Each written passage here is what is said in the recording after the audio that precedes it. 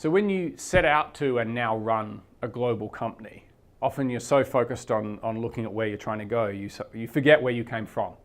And some of our American employees said to us that we had a very Australian interview style.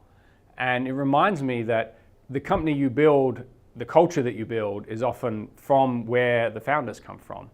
And when you start a company with 4 Australian founders, it's not surprising you end up with an Australian company, and a company that feels Australian.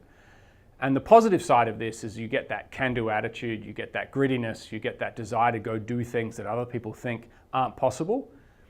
But one of the things I've learned as a CEO is that you actually have to be aware of the cultures that you're playing into.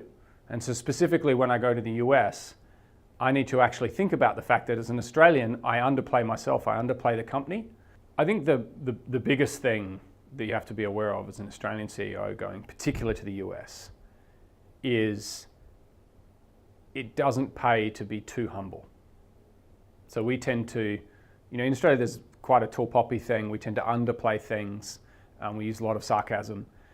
And I think the expectation when you go over there is that you'll be something less than what you say you're going to be.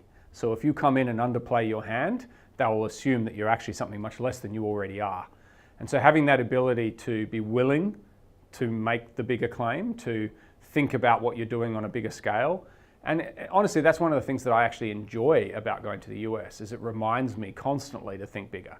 It reminds me to take whatever I have in mind, and some of the people inside the company are sick of me saying it, but it's like, and I borrowed this from somebody else, add a 0 to it. What does that look like when you add a 0 to it? So like we're talking about doing this, we want to hire 10 people. Well, what does it look like when we want to hire 100 people? If we're at 10 million, what does it look like at 100 million? And just having that mentality of what does it mean to be bigger than you think you might have rights to say you are right now.